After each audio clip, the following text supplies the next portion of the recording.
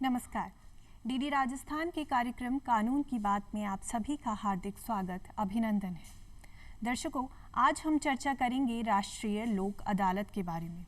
जैसा कि हम जानते हैं कि हम सभी सामाजिक प्राणी हैं, हमारी सोच, हमारे विचार लेकिन अलग अलग हैं। इसलिए आपस में विवाद होना, मतभेद होना स्वाभाविक है।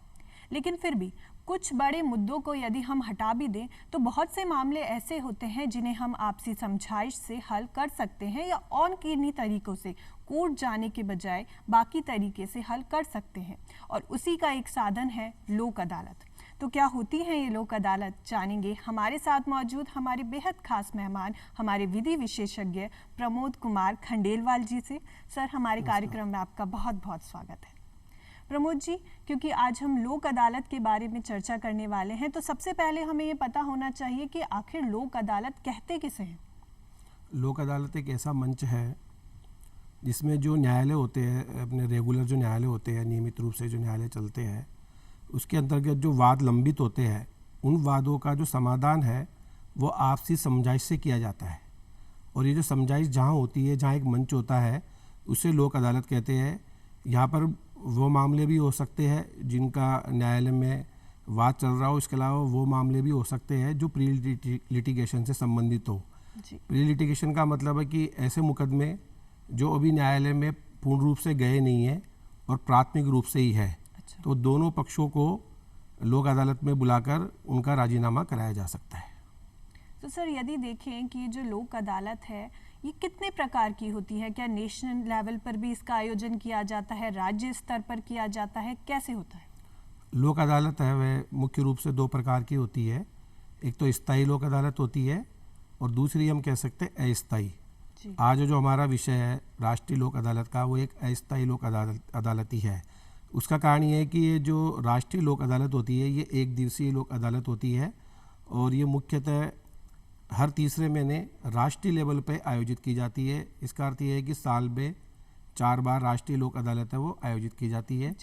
और जो स्थायी लोक अदालत होती है वो तो जो जैसे रेगुलर कोर्ट होती है वैसे ही आयोजित की जाती है और वो जिला लेवल पे और राज्य लेवल पर आयोजित की जाती है। सर, देखें कि ये जो लोक अदालत का कॉन्सेप्ट है ये इंडिया में कब आया? क्योंकि क्या ये बाहर के देशों में भी है, फॉरेन कंट्रीज में भी इस तरीके के कोई आयोजन किए जाते हैं? लोक अदालत जो है ये कॉन्सेप्ट अगर लोक अदालत के रूप में माना जाए तो ये भारतीय परिदृश्य में ही सबसे पहले आया है। और अगर हम पुराने समय में जाएं तो हम देखते हैं कि राजा महाराजाओं के समय या आज भी हम कई जगह देखते हैं ग्रामीण स्तर पर है, पंच पटेल बैठकर किसी भी कोई मुकदमा होता है, कोई लड़ाई झगड़ा होता है या कोई भी आपसी में वैमनस्यता होती है, उसका समाधान करने के लिए आज भी वहाँ पर गांव के लेवल पर हम कह सकते हैं लोक अदालत लगती आई है। लेकिन मुख्य रूप से ये जो कॉन्सेप्ट है ना, ये कॉन्सेप्ट अपने इंडिया का ही है। इससे पहले जो लोक अदालत थी ना, उनका कॉन्सेप्ट पूरे इंडिया से बाहर कभी रहा नहीं है। अच्छा सर, क्योंकि हम कोर्ट्स के बारे में जानते हैं और हमें पता है कि तारीख पे तारीख चलती हैं और उसका एक कारण भी है, क्योंकि कोर्ट की अपनी एक पूरी प्रक्रिया है, एक प्रोसेस होता है जिसको कि फॉलो करना ही होता है। हम अचानक से डिसीजन नहीं दे सकते हैं, जल्दबाजी नहीं कर सकते हैं, क्योंकि बात न्याय की है।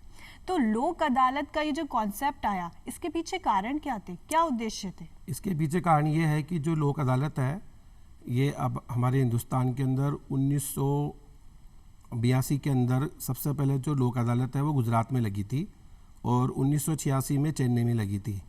उस समय के जो मुख्य न्यायाधीश थे, न्यायमूर्ति श्री पी.एन. भगवती जी, उनके द्वारा ये लोक अदालत का कॉन्सेप्ट लाया गया था। और मेन मुद्दे की बात यह है कि उस समय इतनी संख्या में मुकदमे थे कि इनका समाधान कैसे किया जाए। जैसे हम देखते हैं कि जो सूक्ष्म प्रकार के मुकदमे होते हैं, छोटे होते हैं, जिनका मानते हैं कि आपसी समझाइश से समाधान किया जा सकता है, लेकिन वो भी कोर्ट में चले आते हैं जी। तो उनका समाधान करने के लिए लोक अदालत है वो आगे आए और इसका उद्देश्य मेन यही है कि जो छोटे केस होते हैं वो पूर्ण रूप से ख़त्म हो जाए जी। सर, जैसे कि हम फैमिली से रिलेटेड मैटर देखते हैं, प्रॉपर्टी से रिलेटेड मैटर देखते हैं, उनमें जो कारण होते हैं वो होते आपसी, कि भाई भाई से लड़ रहा है। एक ज़माना वो था जहाँ राम जी को राज्य मिल जाए उसके लिए भरत जी ने कितना त्याग किया था और ये हमारे आदर्श रहे हैं, इन्हें हम पढ़ते हैं। उसके बाद भी हम देखते हैं कि आज वो ज़माना है कि हमें सब मिल जाए, उसे कुछ ना मिले। तो ये मैटर्स आपसी समझाइश से हल किए जा सकते हैं। इनमें लोक अदालत किस तरीके से काम करती है? ये जो आप बता रहे हैं, ऐसे छोटे मुकदमे होते हैं, एक्चुअल में जो सुप्रीम कोर्ट है जी, वो भी बहुत ज़्यादा इस चीज़ से परेशान है कि छोटे छोटे मुकदमे हैं, कोर्ट में आ रहे हैं। कोर्ट में जो मुकदमों का अंबार लगा हुआ है और जो गरीब व्यक्ति होता है, जो निरक्षर होता है या असहाय होता है, वो कोर्ट के चक्कर काटता रहता है। उसके पास पैसे की व्यवस्था नहीं होती है। यदि वो कोई अधिवक्ता भी नियुक्त करता है तो उसके लिए भी उसको पैसा चाहिए। तो इन सभी मामलों को दूर करने के लिए है वो लोक अदालत का कॉन्सेप्ट आया है। और उसके अंदर के जो छोटे छोटे मामले होते हैं वो आपसी समझाइश से, राजीनामे से वो दूर किए जा सकते हैं।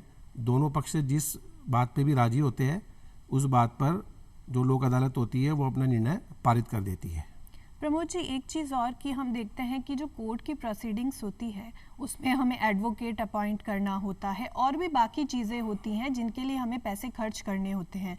तो लोक अदालत किस तरीके से काम करती हैं? इनमें क्या फीस वगैरह लगती है? ऐसा है, लोक अदालत जो है वो पूर्ण रूप से निःशुल्क है। अच्छा, इसमें किसी भी प्रकार की फ़ीस नहीं ली जाती है। और लोक अदालत के अंदर जो राजीनामे होते हैं, आपसी समझाइश से जो दो पक्ष होते हैं उनके द्वारा जो भी फ़ीस दी जाती है न्यायालय के अंतर्गत पूर्व में, वो फ़ीस भी उनको वापस मिल जाती है। तो इस प्रकार से जो लोक अदालत है वो पूर्ण रूप से निःशुल्क है। अच्छा सर, इससे तो हम कह सकते हैं कि गरीब वर्ग को बहुत फ़ायदा मिलता है। हाँ, आपकी बात बिल्कुल सही है। जो गरीब है, असहाय है जी, और जो रोज़ाना काम करने वाले हैं, मज़दूर है, श्रमिक है या कोई भी है, वो कोर्ट आना नहीं चाहते। वो जानते कि कोर्ट में तारीख पे तारीख पड़ती है, समय ख़राब होता है। तो इसलिए ये उनके लिए एक तरीके से बहुत सही चीज़ है। उनको वहाँ पर बहुत अच्छा रिलीफ मिलता है। जी। एक चीज़ और कि यदि हम नॉर्मल हमारी सामान्य अदालत और लोक अदालत के बीच का अंतर देखें तो वो क्या है? किस तरीके से लोक अदालत आज बेहतरीन काम कर रही है?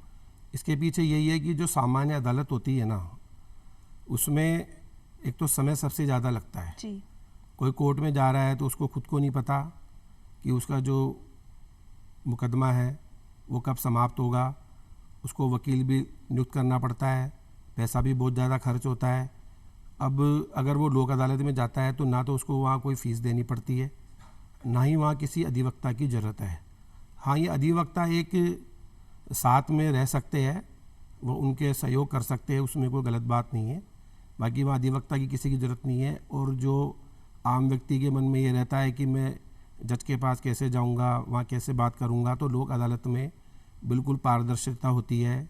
आम व्यक्ति है वो जज के सामने बात भी कर सकता है, अपनी समस्या बता सकता है और दोनों पक्ष के राजी होने पर जो भी समाधान निकलता है उसके ऊपर जजेज को भी कोई दिक्कत नहीं होती है और वो केस ख़त्म हो जाता है। तो मतलब हमें वकील अपॉइंट करने की ज़रूरत नहीं है, हमारे वकील हम खुद बन सकते हैं। हाँ, इसमें ऐसा ही है, यही मान के चलिए कि वकील की ज़रूरत नहीं है और किसी भी फीस की ज़रूरत नहीं है। बहुत ही आसान, सरल, सुलभ न्याय व्यवस्था है। सर, क्योंकि अब आप इतने इसके लाभ बता रहे हैं तो हमारे लिए ये जानना भी ज़रूरी है कि आखिर इनका आयोजन कहाँ होता है? इनका जो आयोजन है वो जब राष्ट्रीय लोक अदालत लगती है तो उसका आयोजन पूरे देश में होता है। स्टेट लेवल पे होता है, डिस्ट्रिक्ट लेवल पे होता है, डिस्ट्रिक्ट के नीचे तालुका है, पंचायत है, वहाँ सभी जगह राष्ट्रीय लोक अदालत लगती है। उच्च न्यायालय में लगती है, उच्चतम न्यायालय में लगती है, सब जगह राष्ट्रीय लोक अदालत लगती है। इसके लिए जो व्यक्ति के जहाँ केस चल रहा है उसी जगह वो लोक अदालत लगती है, उसको कहीं जाने की ज़रूरत नहीं है। अच्छा, तो मतलब किसी और जगह जाना की ज़रूरत नहीं है, जहाँ केस चल रहा है वहाँ हाँ, वहीं जाना होगा, उसको कोई अलग से एक्सपेंस नहीं करना है आने जाने में। जहाँ वह जा रहा है वहीं लोक अदालत लगेगी। तो सर, इसका जो डिसीजन दिया जाता है उसकी क्या वैधानिकता है कि जिस तरीके से नॉर्मल कोर्ट्स के डिसीजन हमें मिलते हैं वैसी ही एक प्रभाव ये रखता है?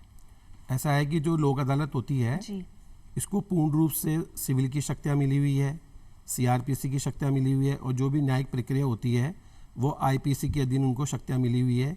और वहाँ पर जो भी निर्णय पारित होता है वो वैसे ही पारित होता है जैसे सामान्य न्यायालय या जो रेगुलर न्यायालय होती है उनके द्वारा जो पारित होते हैं वैसे ही इनके निर्णय मान्य होते हैं और इनके निर्णय को आगे अपील नहीं की जा सकती, ये खास बात है। अच्छा, उसका कारण ये है कि जो दोनों पक्ष होते हैं वो आपस में समझौता कर लेते हैं, तो वह जो वाद होता है उसी दिन समाप्त हो जाता है, और इसमें सिविल नेचर के ही जो अपराध होते हैं वो शामिल होते हैं। अच्छा, उसके आगे कोई अपील नहीं होती है। क्रिमिनल मैटर्स इसमें नहीं आते? क्रिमिनल मैटर्स नहीं आते हैं। क्रिमिनल मैटर्स वही आते हैं जो शमनीय होते हैं, जिसको हम बोल सकते हैं कंपाउंडेबल। जी, केवल वही अपराध है उसके अंतर्गत आते हैं। और शमनीय अपराधों से तात्पर्य जो छोटे मोटे अपराध होते हैं, आपस में कोई लड़ाई झगड़ा है, साधारण कोई चोट पहुंचाना है, इस प्रकार के मामले होते हैं, वो यहाँ आ सकते हैं। सर यदि हम प्रोसेस की बात करें तो क्योंकि अदालतों का प्रोसेस लंबा होता है, हमें पता है, लोक अदालत के जो मामले हैं उन्हें लगभग कितने समय में सुलझा दिया जाता है? ऐसा है कि मैं आपको बात बताऊं, सामान्य अदालत के अंदर जो प्रक्रिया चलती है उसके दो पक्ष होते हैं, ए और बी। जी, तो उन दोनों में से किसी एक पक्ष के द्वारा या दोनों पक्ष के द्वारा या वहाँ के जो जज होते हैं, अगर उनको ये रहता है कि ये मामला लोक अदालत में जाके निपटाया जा सकता है, तो वहाँ पर उस मामले को भेज दिया जाता है। और ये बहुत ही एक अच्छी प्रक्रिया है जिसमें दोनों जो पक्षकार होते हैं उनसे स्वीकृति ले ली जाती है, फार्म भरवा लिया जाता है, और उन दोनों पक्षकारों के जो भी अधिवक्ता होते हैं उनके भी नाम और मोबाइल नंबर ले लिए जाते हैं। वो इसलिए ले लिए जाते हैं कि जब भी लोक अदालत का आयोजन होता है तो उनको मैसेज के द्वारा सूचना प्राप्त हो जाती है। और ये जो मामले लोक अदालत में जब जाते हैं तो वहाँ पर जाने के बाद में केवल एक दिन का ही टाइम होता है, और एक दिन भी नहीं कहूँगा, एक दिन तो पूरे जितने भी केसेज होते हैं उनके लिए होता है। और वो पक्षकार वहाँ जाता है और दोनों पक्षकार समय पर मौजूद हो जाते हैं, और यदि उसमें आपस में किसी भी प्रकार से समझौता हो जाता है तो मैं मानता हूँ कि ज़्यादा से ज़्यादा 20-30 मिनट या आधे घंटे के अंदर वो मामला ख़त्म हो जाता है।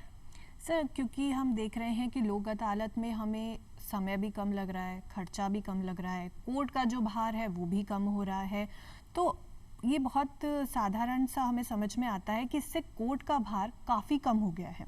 कोर्ट को इनसे क्या फ़ायदा मिला है?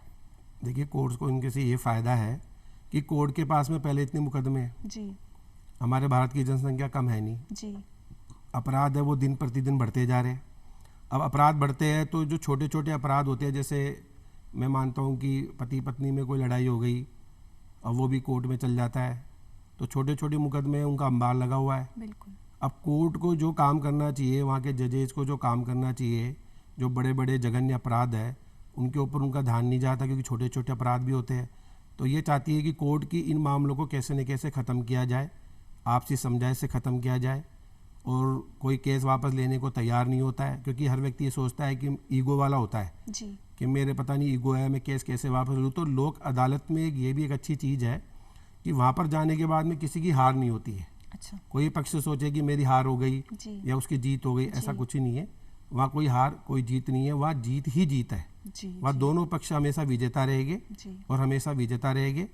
दूसरी बात ये कि लोक अदालत में जाने के बाद में जब वहाँ आपस में समझौता हो जाता है तो उनके जो मन के अंदर है वो कटुता भी नहीं रहती है, बिल्कुल। आपस में कोई लड़ाई झगड़े की भावना नहीं रहती है, वो भविष्य में भी अच्छे दोस्त बन सकते हैं। प्रमोद जी, एक बात और कि हमें पता है कि ये जो हमारा कॉन्सेप्ट है ये पुराने टाइम से चलता हुआ आ रहा है, ये कोई नई चीज़ नहीं है। आपने कहा कि राजा महाराजाओं का जो टाइम था उसमें जनसभा लगती थी, फैसले किए जाते थे और उसे पक्षों को मानना ही होता था। आज हमारे सामने कोर्ट की व्यवस्था है तो हम कोर्ट में जाते हैं। लोग आज भी लोक अदालत का फ़ायदा उठाने से थोड़ा बचते हैं, हिचकिचाते हैं। उन्हें कैसे प्रेरित किया जा सकता है कि नहीं, आप कोर्ट मत जाइए, एक बार थोड़ा प्रयास तो कीजिए सुलह करने का? जी, आपकी बात बिल्कुल सही है, इसलिए ही लोक अदालत है उसका कॉन्सेप्ट आया है। क्योंकि हर व्यक्ति है वो कोर्ट जा नहीं सकता, तो ये चाहता है कि मेरा जो मामला है यहीं ख़त्म हो जाए, यहीं समाप्त हो जाए। तो लोक अदालत में जाने का फ़ायदा ये है कि उसको कोई तारीख नहीं मिलती है, वहाँ गया, एक दिवसीय काम हुआ और वहीं वो केस ख़त्म हो जाएगा। हम देखते हैं कि जैसे श्रमिक वाले मामले होते हैं, उनको किसी प्रकार के नोटिस मिलते हैं तो वो यही सोचते हैं कि अब हमको कोर्ट जाना पड़ेगा, हमको वकील करना पड़ेगा। तो इन सभी प्रक्रियाओं से बचने के लिए यदि वो लोक अदालत जो लगती है जी, उस दिन यदि वो वहाँ उपस्थित हो जाते हैं और किसी भी प्रकार से नियोक्ता में और कर्मचारी के अंदर समझौता हो जाता है तो वो केस उसी समय ख़त्म हो जाता है। अब बात रही कि इसके जागरूकता तो बढ़ाने के लिए जो विधिक सेवा प्राधिकरण है, जी, ये उनके द्वारा इनकी जागरूकता बढ़ाई जाती है, श्रव्य और दृश्य माध्यमों के द्वारा, समाचार पत्रों के द्वारा, बैनर और पोस्टरों के द्वारा, जब भी राष्ट्रीय लोक अदालत का आयोजन होता है तो उससे पहले इनकी बहुत अधिक प्रचार प्रसार किया जाता है, जिससे कि हर जो जनमानस है, आम आदमी है या खास आदमी है, उसको पता लगे। सर, एक और कॉन्सेप्ट आता है विधिक साक्षरता का, क्योंकि हम साक्षरता के बारे में अवगत हैं, लेकिन हमें विधिक साक्षरता की जानकारी भी होनी चाहिए। और उसका फ़ायदा एक ये है कि यदि हमें ये पता होगा कि हमारे देश में कानून कौन कौन से हैं, यदि हमें ये पता होगा कि अदालतें कौन कौन सी है, तो निश्चित ही हम सही रास्ते पे जाएंगे। कोर्ट जाने से पहले थोड़ा बाकी जगह ट्राई करेंगे कि हमारा मैटर सुलझ जाए। तो विधिक साक्षरता जैसी चीज़ें किस तरीके से इसको प्रमोट करती हैं, प्रोत्साहन देती हैं? ऐसा है कि भारत की जो जनसंख्या है वो बहुत अधिक है। आज भी गांव में भारत की अधिकतर जनसंख्या रहती है। अब वहाँ रहने से वो इतने विधिक साक्षर ही नहीं हो पाते हैं, साक्षरता का अभाव होता है। तो जो जिला विधिक सेवा प्राधिकरण है, उसके ऊपर राज्य सेवा प्राधिकरण है, तो इनका ये कर्तव्य होता है कि ये साक्षरता का प्रचार प्रसार करे, विधिक जानकारी दे, कॉलेज में, स्कूलों में इनमें कैंप लगाए या लगाती भी है। वहाँ पर विधिक जागरूकता का समय समय पर इनको ज्ञान दिया जाता है। और सर, जिस तरीके से आजकल हमारे लॉ कॉलेजेस हैं, क्योंकि यदि हम आज की तुलना पहले से करें तो पहले 3 साल का एक प्रोग्राम होता था जिसमें स्टूडेंट एनरोल होता है और 3 साल के बाद उसे डिग्री मिलती थी।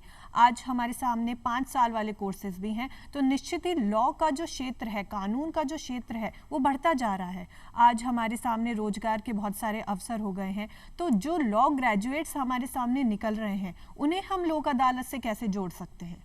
इसके अंदर ऐसा है कि अब विधिक जो साक्षरता है या विधिक जो शिक्षा है वो बहुत बढ़ गई है जी। और 5 इयर्स लॉ वाले स्टूडेंट आ रहे हैं, कॉलेज भी नित्य प्रतिदिन खुलते जा रहे हैं। तो ये जो स्टूडेंट होते हैं ये लोक अदालत में अपनी पूर्ण भागीदारी निभा सकते हैं जी। जो 2 पक्ष आते हैं उनको समझा सकते हैं, उनको बता सकते हैं कि आपका जो समझौता होगा इससे क्या फ़ायदा है। जैसे मैं एक एग्जांपल देना चाहता हूँ कि कोई चेक से संबंधित मामला है जी। और ए और जो 2 बी है, 2 पार्टी है, उसमें कोई 50,000 रुपये का लेकर मामला है। अब एक पक्ष कहना चाहता है कि मैं 50,000 रुपये लूँगा, दूसरा कहता है कि मैं 20,000 रुपये लूँगा। तो उसको अगर ये जो स्टूडेंट है वहाँ जाके समझाए उन दोनों पक्षों को कि देखो आप दोनों कोर्ट में जाओगे तो आपको डेट पे डेट मिलेगी, आपका समय भी ख़राब होगा। अगर वो उनकी बातों को मानते हैं तो कोई एक बीच का रास्ता निकलता है। तो ये जो विधिक छात्र है इनका एक फ़र्ज़ बनता है कि लोक अदालत को अच्छे से प्रमोट भी करे, गांव में जाए, वह इनको जागरूक करे। जी। और सर, यदि हम देखें कि जो लोक अदालत में डिसीजन दिए जाते हैं, तो जिस तरीके से नॉर्मल कोर्ट में जजेस काम करते हैं, इनमें कौन होता है जो डिसीजन देते हैं? वही जजेस काम करते हैं? इसमें ऐसा है कि जो लोक अदालत होती है उसके अंदर वही जज होते हैं, पीठासीन अधिकारी है, वही बैठते हैं। लेकिन वो नॉर्मल ऐसे फीलिंग नहीं होती है। कोई वहाँ पर पक्षकार जाता है तो उसको ऐसा नहीं लगता है कि मैं कोई जजेज है उनके पास बैठा हुआ हूँ। वो अपनी मन की बात उनको बता सकता है। वो वहाँ अध्यक्ष होते हैं, इसके अलावा वहाँ 2 मेंबर होते हैं। मेंबर में एक एडवोकेट होते हैं और दूसरे वो कोई सामाजिक कार्यकर्ता या जो इनको विधि का अनुभव हो उससे जुड़े हुए होते हैं। तो इनसे जो जनमानस है उनमें एक आस्था बनती है। जी जी। और वह सुलह या जो समझाइश के रास्ते पर जल्दी जाते हैं। सर, यदि हम आज के समय की बात करते हैं, आज के समाज की बात करते हैं, तो पहले हम देखते थे कि संयुक्त परिवार की प्रथा होती थी। आज दुनिया सिमट रही है और परिवार बिखर रहे हैं। वैसे हम कह रहे हैं कि हम ग्लोबल हो रहे हैं, लेकिन हम तो लोकल भी नहीं हो पा रहे हैं। भाई भाई से बैर रखता है, देवरानी जेठानी में नहीं बनती है, और उसी का कारण है कि फैमिली डिस्प्यूट्स बहुत होते हैं। जैसे हम देखते हैं कि पति पत्नी के बीच के जो विवाद होते हैं वो भी बढ़ते जा रहे हैं। एक दौर था जब शादी 7 जन्मों का बंधन होती थी, आज 7 महीने भी नहीं चल पाती है कई बार। ऐसे मैटर्स इन लोक अदालतों में काफ़ी आते हैं। हाँ, लोक अदालत में बहुत ऐसे मैटर आते हैं, लेकिन इसमें जो तलाक से संबंधित जो मामले होते हैं वो लोक अदालत में कभी नहीं आते हैं। लोक अदालत में ऐसे मुकदमे आते हैं जैसे कोई पति पत्नी में आपस में प्रताड़ना का केस है या कोई भरण पोषण से संबंधित केस है, तो उनकी समझाइश करके उनका जो निपटान है वो लोक अदालत में किया जा सकता है। तलाक संबंधित मामले नहीं आते हैं। अच्छा, तो मतलब तलाक संबंधी मामले हैं, उनमें यदि हमें कुछ कार्रवाई करनी है तो हमें कोर्ट जाना पड़ेगा। लेकिन जैसे आपने बताया कि मेंटेनेंस है, भरण पोषण है, इससे रिलेटेड मैटर में हम लोक अदालत जा सकते हैं। लोक अदालत में जा सकते हैं, कोई दिक्कत नहीं है, क्योंकि ये इतने गंभीर प्रकृति के अपराध नहीं है। एक्चुअल में इनमें आदमी गर्मजोशी में क्या करता है, कोर्ट में चल जाता है, केस कर देता है और न्यायालय को लगता है कि नहीं ये पति पत्नी है, ये आपस में समझौता कर सकते हैं, क्योंकि उनको पता लग ही जाता है। जी जी। या उनमें से किसी की एप्लीकेशन आ जाती है तो उनको लोक अदालत में भेज दिया जाता है। और ऐसे के जो केसेज है वो ज़बरदस्ती न्यायालय के ऊपर भार है, और न्यायालय में जो केस है उनकी संख्या बढ़ती है। अगर ये ख़त्म हो जाता है तो उस पक्षकार के लिए भी बढ़िया है। जी। और सर हम देखते हैं कि ऐसे में जो समझाइश करने वाले लोग हैं उनकी भूमिका बहुत अहम हो जाती है, क्योंकि वही लगभग पूरे मैटर को सुलझा देते हैं कि यदि वो दोनों पार्टीज को एक ही बात के लिए राजी कर लेते हैं तो उनका क्या रोल रहता है? इसमें ऐसा है कि जो समझाइश करते हैं वहाँ जो मेंबर होते हैं वो उस न्यायिक प्रक्रिया में भाग तो लेते हैं, लेकिन वो न्यायिक व्यक्ति नहीं होते हैं। अच्छा। वो बारी रूप से उनको समझा सकते हैं, उनको वो बता सकते हैं कि इसमें अच्छाई क्या है, इसमें बुराई क्या है, इसमें करने से आपको क्या नुकसान होगा, क्या फ़ायदा होगा। तो उनका बहुत अच्छा रोल रहता है जो वहाँ पर मेंबर होते हैं। और वो जो मेंबर होते हैं वो जैसे मैंने बताया एडवोकेट भी होते हैं, या विधिक शिक्षा के क्षेत्र वाले व्यक्ति होते हैं, सामाजिक कार्यकर्ता होते हैं। तो उनको पता रहता है जी। कि आज समाज के अंदर हमारे क्या चल रहा है। जी। तो उनको अच्छी तरह समझाया जाता है और वो उनकी बातों को समझते भी है, क्योंकि वो किसी भी पक्ष से संबंधित नहीं होते हैं। न तो वो जो केस करने वाला आता है उससे संबंधित होते हैं, न वो किसी पीढ़ी से संबंधित होते हैं, न किसी अभियुक्त से संबंधित होते हैं। तो उनकी बात को वो दोनों एक्सेप्ट भी करते हैं कि हमको इनकी बात मान लेनी चाहिए। उसमें उनका स्वार्थ नहीं होता है। और ये एक तरीके से पक्षकारों के लिए ज़्यादा फायदेमंद है, क्योंकि कोर्ट में जाएंगे, लंबा प्रोसेस चलेगा, उससे अच्छा है कि हम कम समय में अपना जो विवाद है उसे सुलझा लें। हाँ बिल्कुल सही बात है। इसमें पक्षकारों को फ़ायदा है जी। जो कोर्ट को तो फ़ायदा है कि कोर्ट के बाद जो केसेज है वो कम हो रहे हैं, लेकिन पक्षकारों को ज़्यादा फ़ायदा है। बिल्कुल। अब पक्षकार कई गरीब है, वो समझते नहीं है, वो आ रहे हैं तो एक ही दिन में उनका जो निस्तारण हो रहा है वो बहुत अच्छी बात है। सर यदि हम रिव्यू करें, एक देखें कि चलिए हम इन लोक अदालतों का आयोजन कर रहे हैं राष्ट्रीय स्तर पर भी और राज्य स्तर पर भी, तो किस तरीके से अभी तक इन्होंने काम किया है और जो इनको लाने का कॉन्सेप्ट था उसमें ये सफल हुई हैं? हाँ, भारत जैसे देश है जहाँ जनसंख्या ज़्यादा है वहाँ पर ये लोक अदालत बहुत अच्छी सक्सेस है। जैसे मैं आपको बात बताऊँ, अभी कोरोना काल के अंतर्गत राजस्थान और हरियाणा में डिजिटल लोक अदालतों का आयोजन हुआ था जी, जिसमें लगभग 69 जो लेख है ना उनका निस्तारण किया गया है। अच्छा। तो ये अपने आप में बहुत बड़ी उपलब्धि है। जी बिल्कुल। तो सर आपने कहा कि डिजिटल लोक अदालत का भी मतलब एक कॉन्सेप्ट आ चुका है। अभी तक हम सिर्फ लोक अदालत के बारे में जान रहे थे, पर क्योंकि युग आज टेक्नोलॉजी वाला हो चुका है, हम हर जगह समय नहीं दे सकते हैं और कोरोना के समय पे तो हम बाहर निकल भी नहीं पा रहे थे, तो क्या ये डिजिटल वाला कॉन्सेप्ट है ये आज भी अप्लाई हो रहा है या हो सकता है? अभी तो अप्लाई है नहीं, क्योंकि अभी ऐसा कोई मामला है नहीं। अच्छा। व्यक्ति आ सकता है, ऐसी कोई बात नहीं है। और डिजिटल बहुत अच्छी तरीके से किया गया था राजस्थान और महाराष्ट्र के अंदर। इसके अंदर जो पक्षकार थे उनके मोबाइल नंबर पे OTP आता था। अच्छा। जब निर्णय होता था तो OTP वो दर्ज होता था, उसमें किसी प्रकार का मतलब असमानता नहीं रहती थी। जी। और इसके अलावा जो आपको मैं बता दूं, डिजिटल के साथ में मोबाइल लोक अदालत भी होती है। अच्छा। मोबाइल का मतलब चलायमान। अच्छा। कि जहाँ पर केसेस की संख्या ज़्यादा होती है वहाँ कोर्ट के द्वारा जो आदेश दिए जाते हैं उसका पालन करते हुए वहाँ पर भी लोक अदालत लगाई जाती है, जिससे कि वहाँ केस का निस्तारण हो।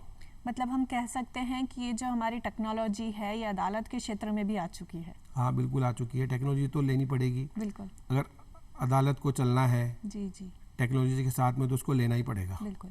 सर अंत में आपसे ये जानना चाहेंगे कि लोक अदालतों का फ़ायदा लोग ज़्यादा से ज़्यादा उठाएं और इनके जो लाभ हैं उसका उपयोग कर सके, इसके लिए आप हमारे दर्शकों को क्या संदेश इसमें देना यही है चाहेंगे? कि जो लोक अदालत है उसको हमें यही समझना चाहिए कि ये हमारी जनता की अदालत है।